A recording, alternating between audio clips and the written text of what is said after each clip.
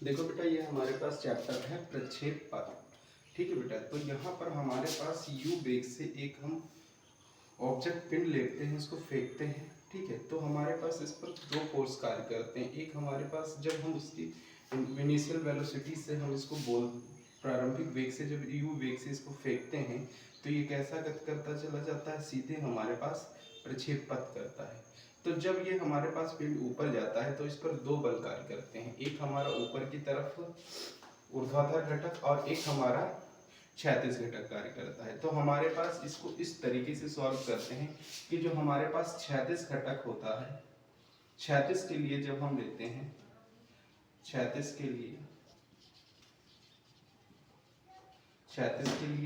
तो बेटा क्षैतिज के लिए जो हमारे पास प्रारंभिक वेग होता है वो रहता है हमारे पास ux u cos थीटा, और इसका क्षैतिज के लिए जो हमारे पास त्वरण रहता है वो रहता है a बराबर 0 रहता है।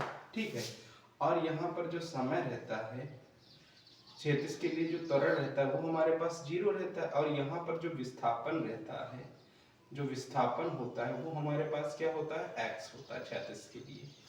तो इस तरीके से हम यहाँ पर गति की दूसरी समीकरण लगाते हैं, s बराबर ut plus half at square, s बराबर ut plus half at square.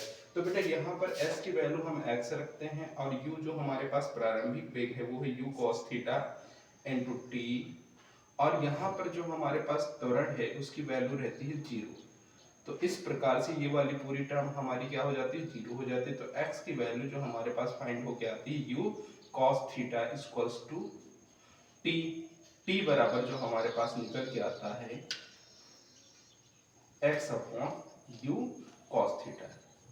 इसको बेटा हम मान लेते हैं फर्स्ट इक्वेशन। फिर हम लेके चलते हैं बेटा ऊर्ध्वाधर गति के लिए। ठीक है भाई, ऊर्ध्वाधर के लिए, ऊर्ध्वाधर गति के लिए, ऊर्ध्वाधर गति के लिए।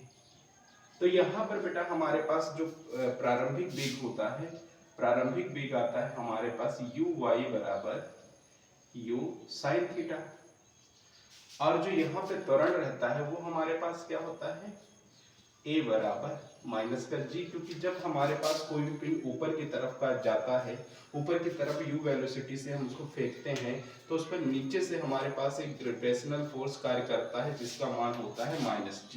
तो ये a बराबर हमारे पास क्या होगा, माइनस g। फिर हमारे पास इसको समय लगता है बेटा, t लगता है। समय बराबर कितना टाइम लगता है, t लगता है। s बराबर, इसको फॉर्मूला गति की द्वितीय समीकरण लगाते हैं, s बराबर ut plus half at square. तो यहाँ पर s की वैल्यू जो विस्थापन होता है वो बेटा हमारे पास क्या रहता है, y। विस्थापन क्या होता है, y होता है।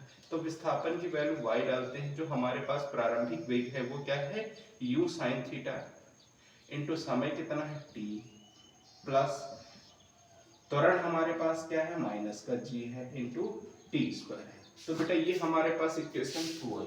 अब यहाँ पर हम इक्वेशन फर्स्ट से इक्वेशन 2 में हम डाल देते हैं t की वैल्यू। तो यहाँ पे लिखते हैं समीकरण 1 व 2 से, समीकरण 1 व 2 से। तो बेटा यहाँ पर y की वैल्यू आती है u sin theta equal to t की वैल्यू देखते हैं समीकरण 1 से x upon u cos theta. अब यहाँ पर बेटा हमारे पास माइनस g से मल्टीप्लाई हो जाती है तो 1 अपॉन 2 g, और t की वैल्यू रखते हैं बेटा x बटे u cos थीटा, और इसका क्या कर देते हैं, स्क्वायर कर देते हैं। तो हमारे पास u से u कैंसिल हो जाता है और sin थीटा cos थीटा हो जाता है हमारे पास tan थीटा। तो यहाँ पर ये वैल्यू निकल के आती है tan थीटा इंटू एक्स, और यहाँ पे वैल्यू आ जाती है बेटा g,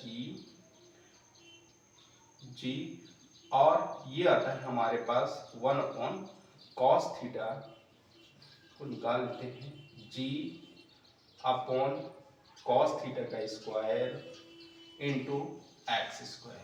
तो ये हमारे पास पैराबोला की इक्वेशन को फॉलो करती है। पैराबोला की इक्वेशन होती है हमारे पास ax माइनस bx स्क्वायर। तो ये b की वैल्यू होती है और ये हमारे पास a की वैल्यू होती है। तो इस तरीके से हमारे पास जो प्रक्षेप होता है, जो हमारे पास प्रक्षेप होता है, प्रक्षेप का पथ परवलयिका होता है, प्रक्षेप का पथ परवलयिका होता है।